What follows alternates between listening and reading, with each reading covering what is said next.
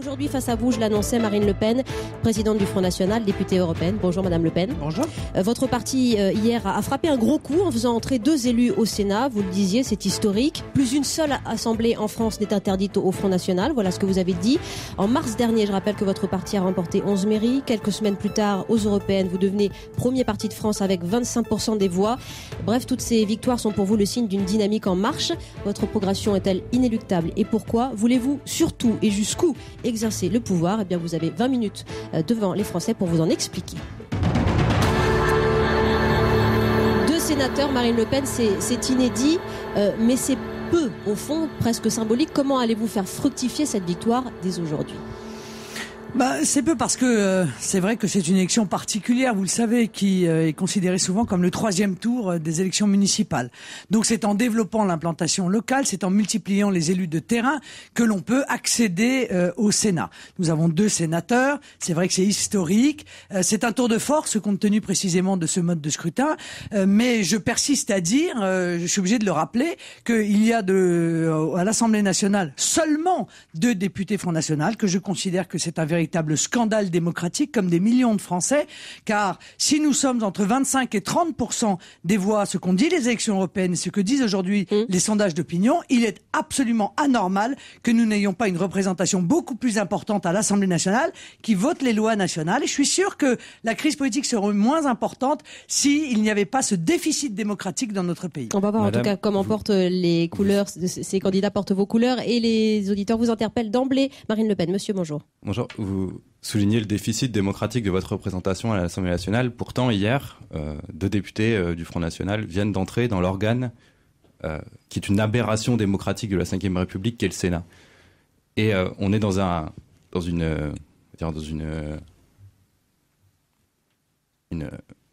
je ne trouve plus le mot. Un système, une démocratie, une république? Oui, non, mais si vous voulez, dans une incohérence, voilà, où d'un côté, vous dénoncez un système antidémocratique, vous y entrez et vous prenez des postures. Alors un coup, c'est le non-cumul des mandats, alors que les 2 sénateurs qui viennent d'entrer ont 3 mandats, à la fois maire, conseiller régional et sénateur. On ne sait pas très bien. Alors, on se présente à toutes les élections et puis on choisit l'élection qui nous... Marine Le Pen, l'incohérence d'abord. Je ne crois pas du tout qu'il y ait une incohérence de notre part. Nous avons clairement dit que nous étions contre le cumul des mandats, mais nous appliquerons le non-cumul quand tous les autres se l'appliqueront aussi.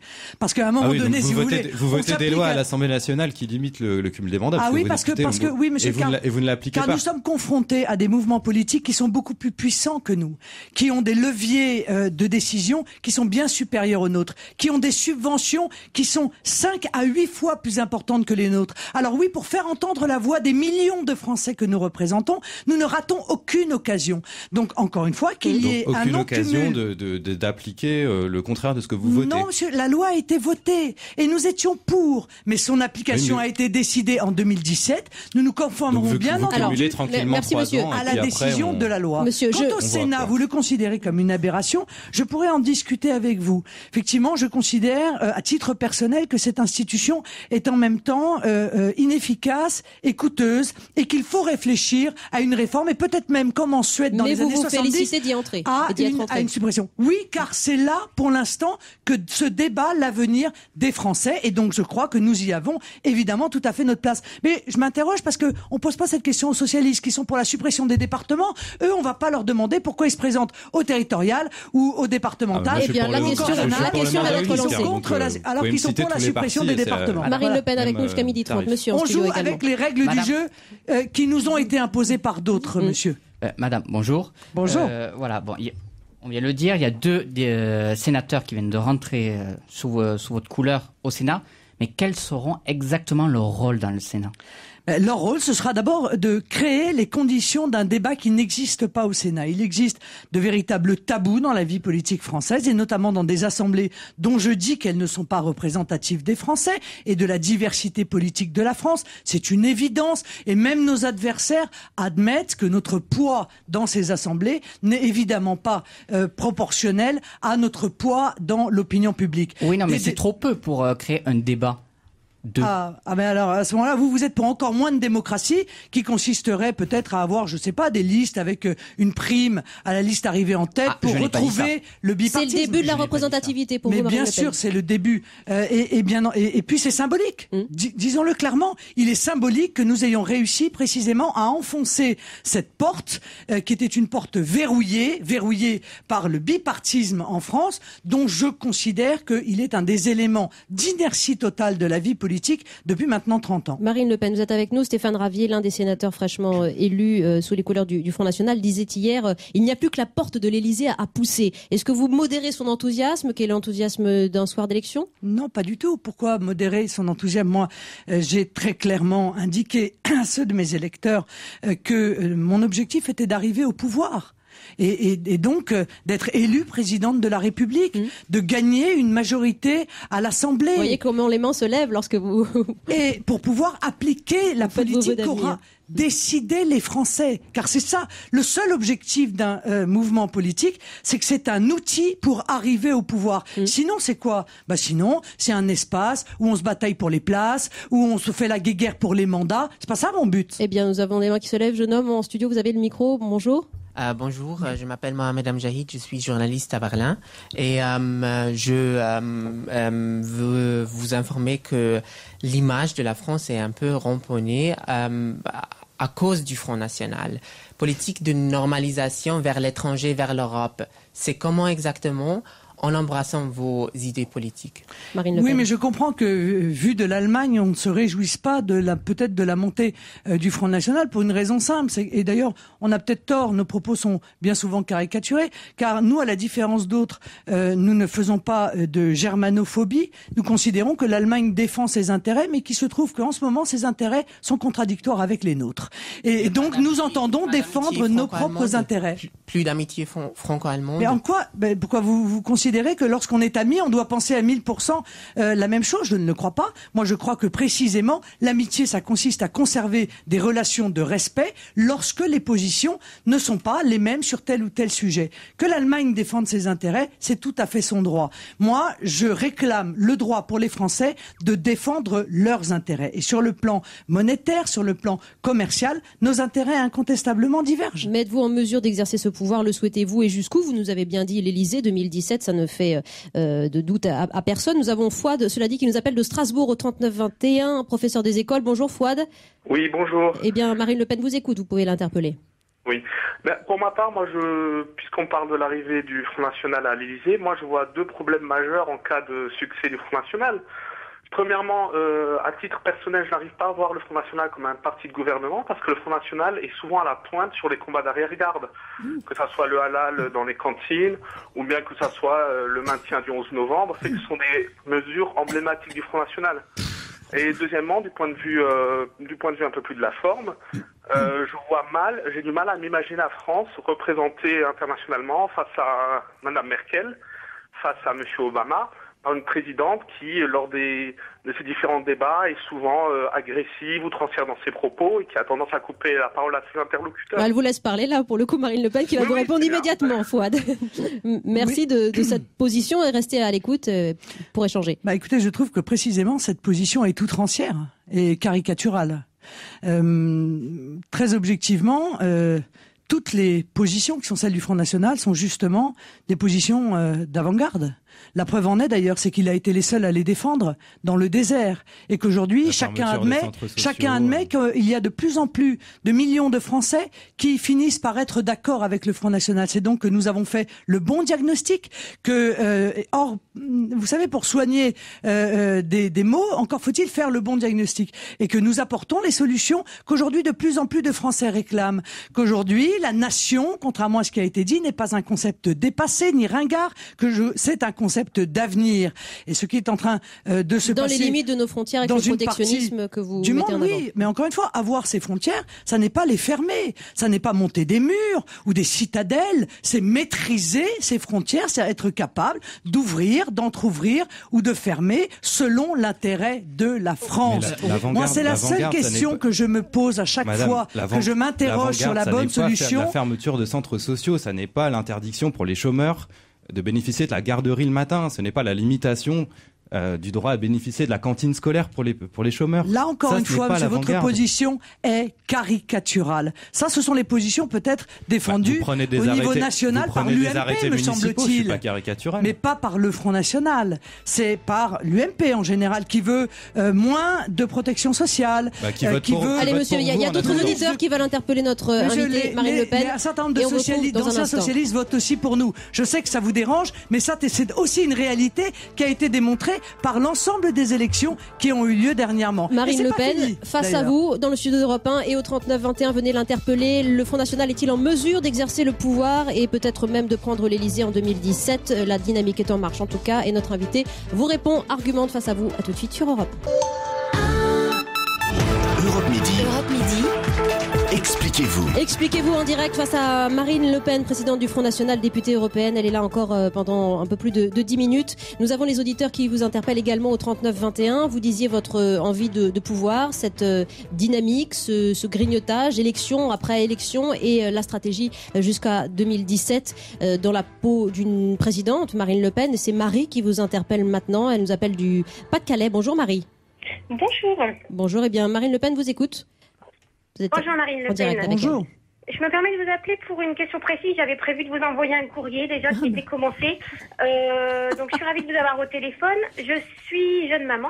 J'ai un bébé de 10 mois. J'étais en congé maternité et puis j'ai gardé ma petite fille le temps que j'étais au chômage. Je touchais 900 € par mois. Désormais, j'ai repris le travail en tant que négociatrice en immobilier avec le statut salarié. Donc, je touche en avance sur commission le SMIC. Et pourtant, aujourd'hui, ma situation s'est empirée puisque j'ai tous les frais d'essence à ma charge, les frais de voiture, etc.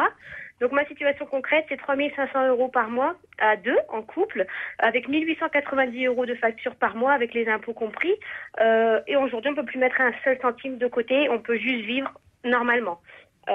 Qu'est-ce que vous comptez faire concrètement pour inciter les gens à travailler, puisqu'au final, si j'étais restée au chômage, j'aurais mieux vécu que maintenant que je travaille. Voilà, témoignage Courageux. Merci Marine Le Pen. Je pense que le meilleur moyen, c'est précisément de faire en sorte que les salaires, et notamment les salaires jusqu'à 1,4 fois le SMIC, augmentent pour élargir le différentiel qui existe entre un minima social, avec lequel il est déjà très difficile de vivre, il faut quand même l'admettre, et un SMIC.